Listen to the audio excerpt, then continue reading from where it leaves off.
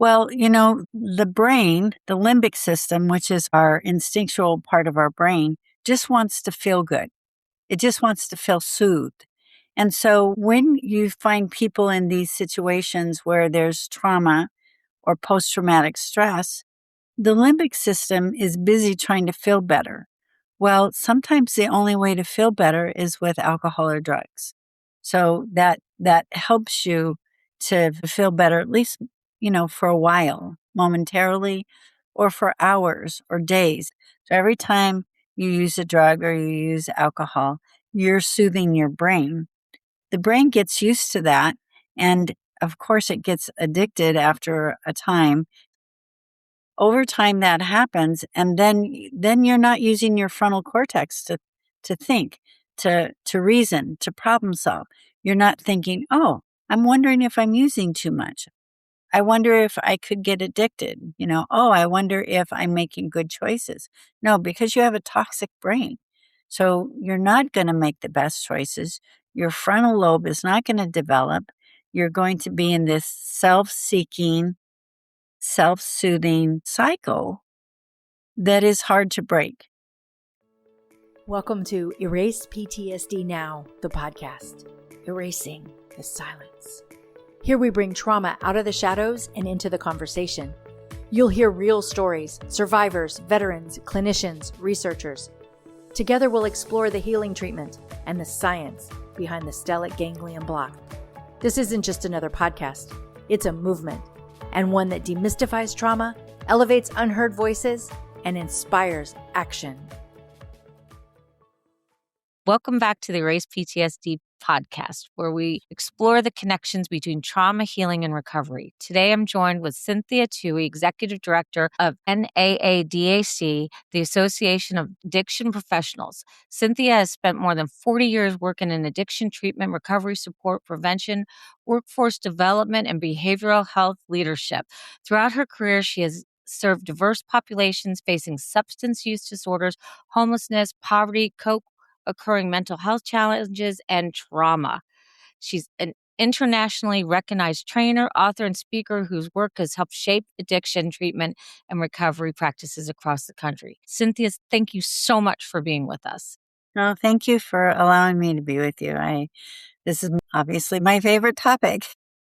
I see that. And with that experience, you have a lot to tell. So you spent more than 4 decades working with people on some of the most challenging journeys of their lives. I'd love to start by hearing what first inspired you to dedicate your career to helping people recover and heal. So that I realize that's an old bio. I actually have hit 50 years in this field. Wow.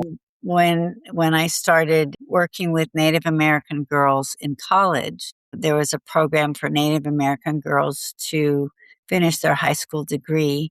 And of course, many of them had trauma in their lives.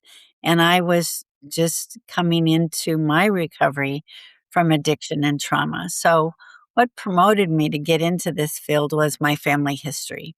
I come from a family of addiction. My mother, mostly methamphetamine, but any type of speed. And my dad later became alcoholic. My mother left when I was 8 months old. She ran away to go find a different life. So that was probably the first real big push in my life that was pre-verbal. So I don't know how to verbalize it. I don't know exactly how that felt, except that inner child in me knows what it feels like to be left. So I think abandonment and attachment become an issue when you're left before the age of 2. And so that's been a struggle in my life to really make sure that I'm pushing past my initial brain patterns to develop new brain patterns, which has been the work that I've done, particularly in the last 30 years. Wow.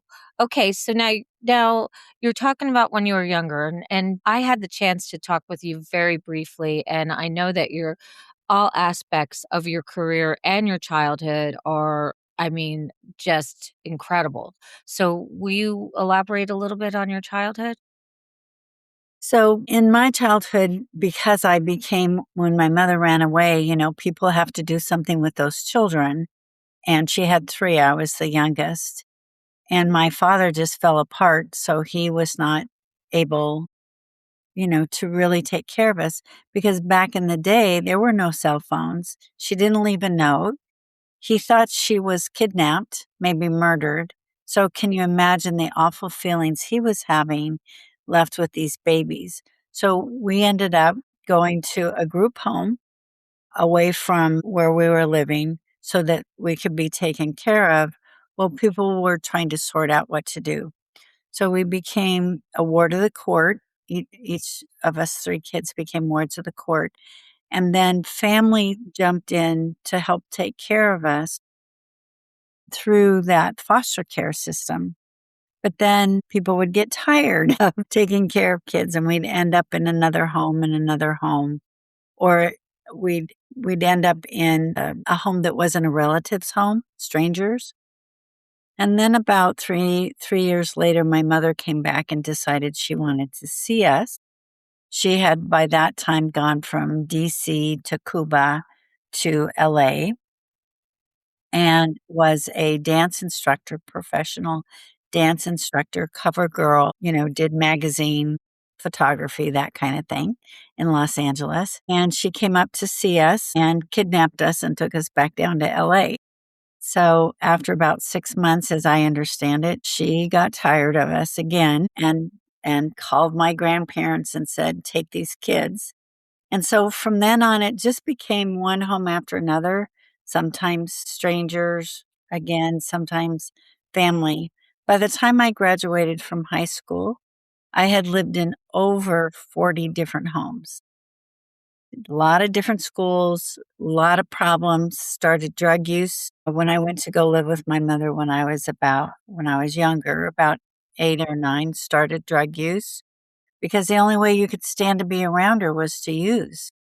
And she promoted it. She wanted you to. So I started early and had gotten into a lot of trouble. I was one of those kids who looked to survive. I had, people would forget to feed me. I had rickets as a kid, malnutrition. When I lived with her, she would be on a run, so she wouldn't be thinking about, oh, have they eaten? Do they have anything? She wouldn't think about it. In the long run, I ended up doing things that weren't the best. I ended up stealing from stores, food, clothes, mostly jewelry because I love jewelry and it was easy to sell it or give it away or trade it. And I started what I called was a girly girl club, but it was my probation officer called it a gang and said, girls don't do gangs. And I said, well, this one does. As a smart ass. I still am. Okay. So that's a given. But we would go up and down. I created a plan to go up Hollywood and Vine, the Street of the Stars, and then hit these little stores along the way. And then the big store at the end was the Broadway. And the Broadway had the best jewelry.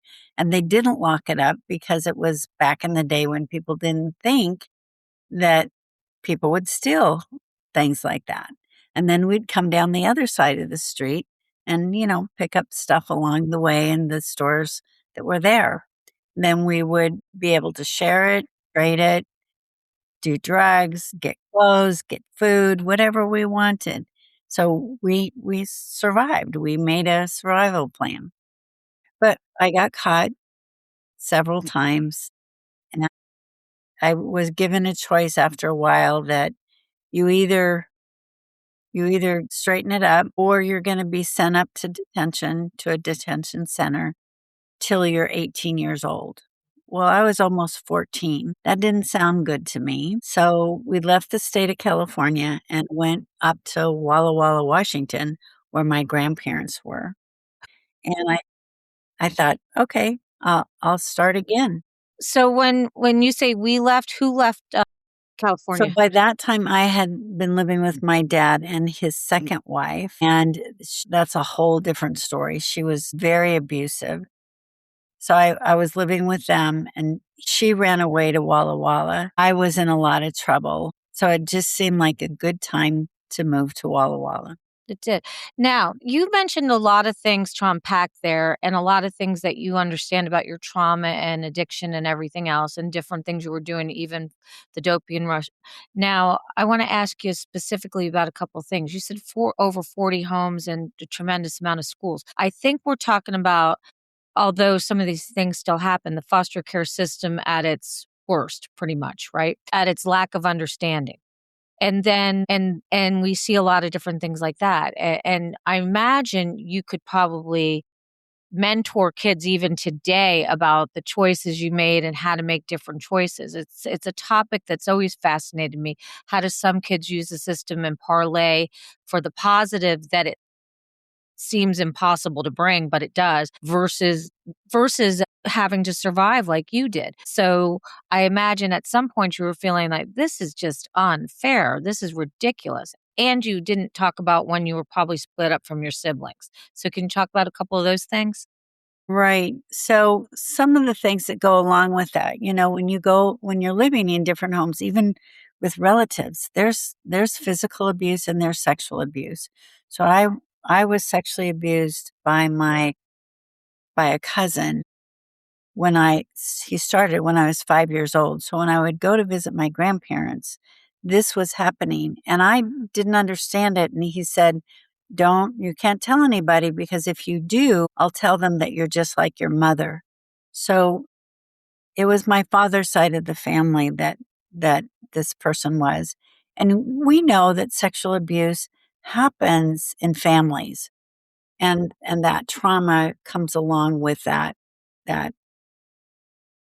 it's a weird trauma to begin with, Colleen, because what happens when it's a relative is you think, what's wrong with this? He loves me and I'm supposed to love him, but why doesn't something doesn't feel right? And you don't know how to express it and you can't express it because if you do, then you're in trouble for expressing it. And he was older than me by about 7 years, 7 or 9 years. So I I didn't know what to do with it. And so I had to keep quiet. I couldn't speak about it. You were Years later, I 5. did. You were 5. I was 5. Right.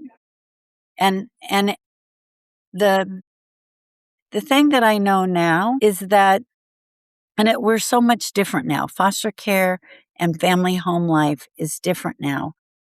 People do talk about it. Kids are told, speak up, tell somebody. And I tell my grandchildren, I have 2 grandgirls and I have 2 grandboys between the ages of 5 and 10. And then I have a bonus granddaughter that's 19. Oh man, she's so ahead of me. But the little ones, I tell them, you be thoughtful, be careful. Not everybody's nice. Sometimes people try to touch you in a way that isn't appropriate. And it's important to tell mommy or daddy or Mimi, that's my grandma name, Mimi, and let's talk about it because it can start very young and I'm very protective. I try not to be overprotective, but Can't I help think it. You can't help it's it. hard. It's And hard. I would imagine it would be hard for them to get away with many things, from skipping school to bad grades to being sneaky in a store. You know all. It would Yeah, and I tell sort of you, catch I have you up, one. Yeah. right? And they know. I'll go, I don't think that's exactly the right thing to do. What do you think? Or I don't think that's a good idea. And they'll look at me and go, but Mimi, I'll go, that's not a good idea. And they'll go, okay. It's sort of like it's the relationship though you build because you've had that past. And I've worked really hard to be healthy and to understand my own brain patterns and to change those brain patterns. So I teach them what I've learned, and they're learning it at a very young age where I'm still working through some stuff, that it'll take a lifetime to work through. whack-a-mole. You get one thing. We're always working on stuff. Now and then this is a whole nother topic, and I'm sure you explored this recently. And this is even before we get to your career, which is really of interest, but you have probably now since looked at your ACEs score and just been like, what the? Of course. Yeah, it's 9. My ACE score is 9 out of 10. And I've been through violence, guns, knives, beatings, running away, being gang involved, drug involved. Of course, the physical, sexual abuse, the nutritional abuse, psychological, emotional. Yeah, I feel when I took that ACE thing, I went, thanks. I already had identified the issues, right? Because in college, I'm becoming a social worker. I'm learning about all these things, right? And so later when they came out with the ACE scores, it's sort of like, okay, I identified those things and I realized I had a lot of work to do if I was going to become an efficient, effective counselor. I had to work on my stuff first. And so that was what college was for me. Besides learning, it was really digging deeper into who I was and what that meant. And the statistics were awful. The statistics for foster children, a third of them die, a third of them end up in mental institutions, and a third of them make it. And at one point in my life, I tried to kill myself because I couldn't. I didn't want to live anymore. I couldn't understand how I was going to make it. And so by the grace of God, my system, the first time I took pills, tried to overdose, I threw them up. Okay. Second time I was cutting and my brother, we're at a party. We were loaded and I went in the bathroom and I found a razor blade and I thought, let's get this over with. And I started cutting and my brother comes to the door and says, Cindy, what are you doing? And of course I said, nothing. And he ended up breaking down the door. So, and then the third time, I Don't you didn't feel like like that was a bit of divine intervention there? totally. And then the third time I got sick again and threw up. So I have a motility problem from my early drug use and malnutrition where my stomach bands don't work correctly. So, your stomach bands are supposed to push your food along like this. Mine don't. They go like this. So I have to be careful how much of anything I eat. I have to drink a lot of water, liquids, and I don't use any medication at all. I don't take any prescriptions. Once in a while, I'll take an Advil, particularly when I've been doing landscaping and my body goes, what did you just do to me? Why? Yeah. So, yeah, you were asking about the foster care system. So, the foster care system has had to mature as well, right? And there were a lot of not good things happening in the foster care system. And you got pushed along. If people didn't want you, you got pushed along to the next home. As often as possible, people would try to hook you up with a relative. But if they couldn't, then it was whatever home would take you. And the older you get, the less attractive you are to be in a home. That's just the reality. So that's why I ended up living with my dad and his wife for a while. Or once in a while we'd bounce, with my mother. She'd take us back and then she just never could be stable. She just couldn't be stable. And then I ended up at my grandparents' home and that was very positive, except that the person who was sexually abusing me lived at my grandparents' home. So you have this tension, right? Between I want to live with my grandparents because they're good people and I know they love me, but this other person is there and I don't know what's going to happen, So that I learned to live with tension. I think I do pretty well with tension, transition and tension. But that brings to, and we bounce to the past, the present, and all that. That brings us to PTSD, the anxiety, and all the different symptoms of that. So So many people don't realize how closely trauma and addiction are connected. And from your experiences, of course, you learned all of it, but what do you wish more people understood about the relationship between trauma, PTSD, and substance use disorders? Yeah. Well, the brain, the limbic system, which is our instinctual part of our brain, just wants to feel good. It just wants to feel soothed. And so when you find people in these situations where there's trauma or post traumatic stress, the limbic system is busy trying to feel better. Well, sometimes the only way to feel better is with alcohol or drugs.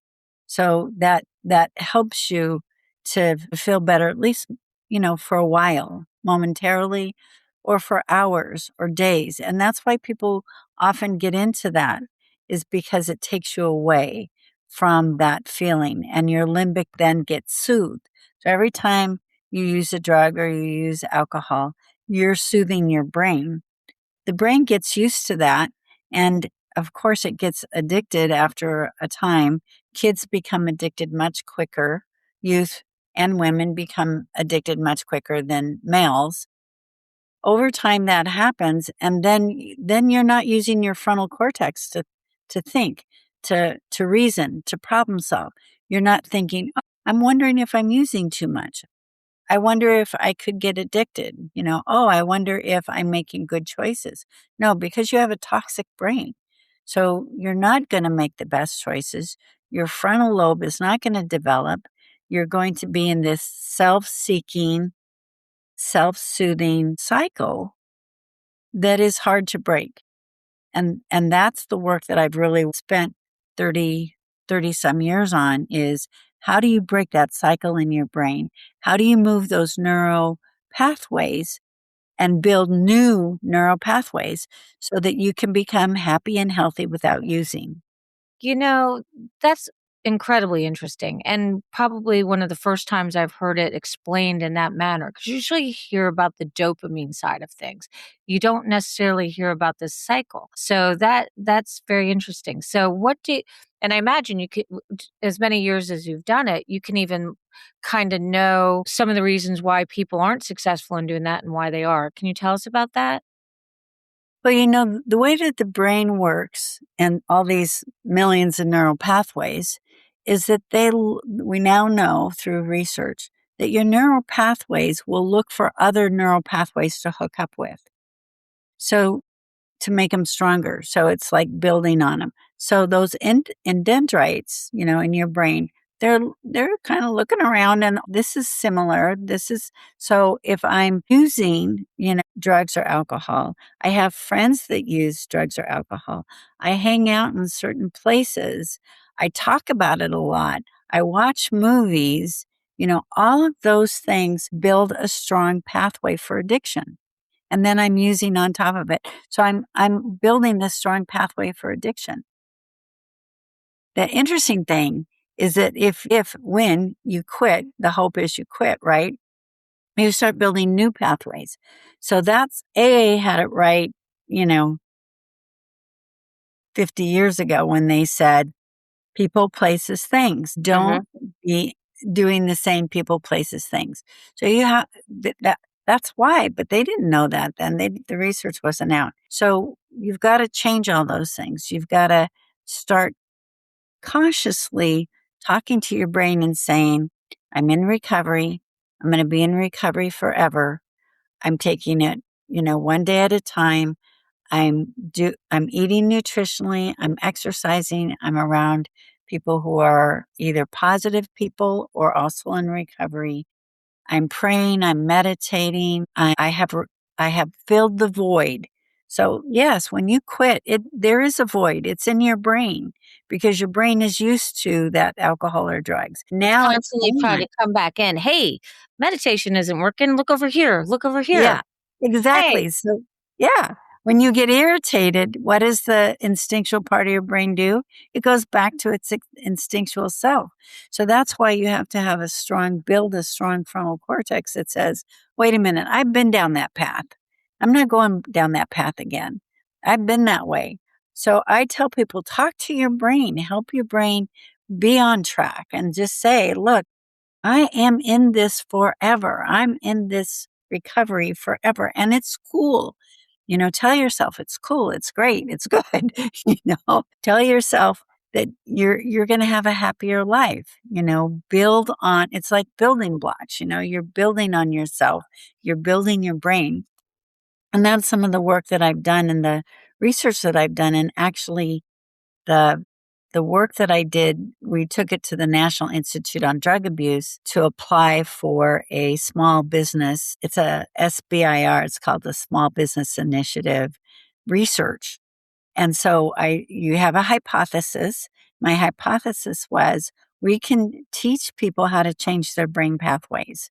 We can teach them how to change their neural pathways. And in that, we can teach them how to live happy and healthy and pass it on generationally. So we now know that I can in fact, right now I'm affecting your brain through this conversation. I can influence your brain.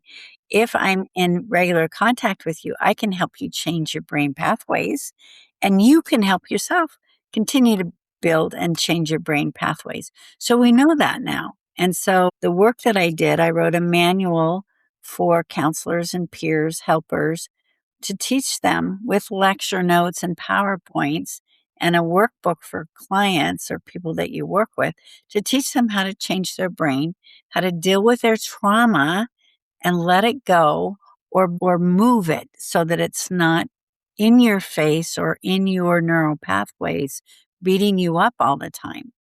And then you can change. And you change in phases, right? So we know that with trauma and post-traumatic, it's not one and done. It's not going to be that way. It's going to take time.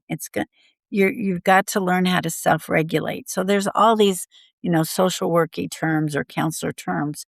When I talk to clients, I tell them, you have the opportunity, if you so choose it. So it's got to be a choice because the brain likes choice.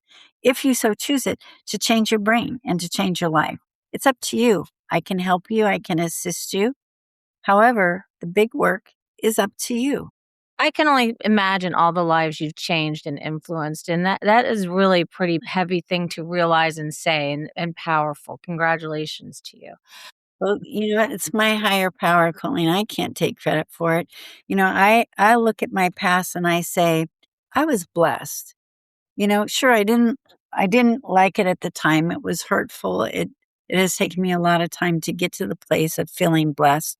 But had all those things not happened to me, I wouldn't have done this work.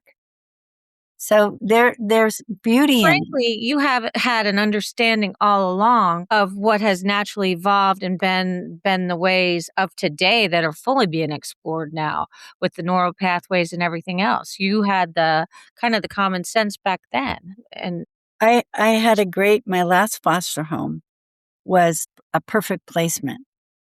So they were Christian. I met them. They were the youth group leaders. There's a whole story behind that. They're the youth group leaders. And they took us into their home because my grandparents was kicking me out because I had a Mexican boyfriend or Mexican friend. So they said, you either can have your Mexican friend or you have to leave the house. So I had just become a Christian. My brother and I had come back from a month staying with my mother. It was a terrible month. I think I used every day. I was so skinny. I was so sick. And when we came back, I said, we have to do something different. Because by then I knew I wanted to live. I said, we have to do something different, else we're going to be like our mother. So there was a church at the end of the block where my grandfather had done the stonework. And, I'm a 15-year-old at the time, and I'm thinking like a 15-year-old, which is, what a Pop did the work on the church. It must be a good church. Hello. It's like, what am I thinking? So we went to that church and started going to the youth group and accepted God into our lives. And I knew I wanted to change. I knew there had to be something better. And then when my grandparents went to kick me out that night, where they told me, we're going to put you back. And you see, foster care is, if you can't find a relative to live with, you go back in the open market. Right. You don't know who you're going to get. Right. And I was so pissed off. I went down to that church. It was at night. I went down to that church. They had the door open. I went in the sanctuary and I cussed God up. I just said, this is all BS, this Christianity stuff. Your life is supposed to get better and mine is going, and the church secretary was working late. I found this out years later. She called the the Youth pastor. youth group leader who came down, and she said, "What are you doing, Cindy?" And I said, "Nothing." And she goes, "Well, I can see I heard you were yelling. What's going on?" So I told her, and she said she said something like, "Well, expect a miracle." And I said, "You know what? You Christians have all these pat answers that don't mean a damn thing, because I'm the one who's going to be stuck going into another home. Well, you all are doing your pat answers." I was such a brat. But it's true. I mean, it's true to you. But this is the clearly, as you started to say, this is your aha moment. This is where your Yes. life changed. Yes. Which is pretty incredible in and of itself. Well, 2 weeks later, Ann said at the end of youth group, "I want to see you." And I thought, man, Pop, I'm done. I'm going to get in trouble for what I did. She pulled out a file, and in the file was an emergency foster home license. And she said, "I want you and your brother to move in. We're going to be your foster home." Now, that was action. And it taught me, you don't just, words are cheap, right? I learned that long ago.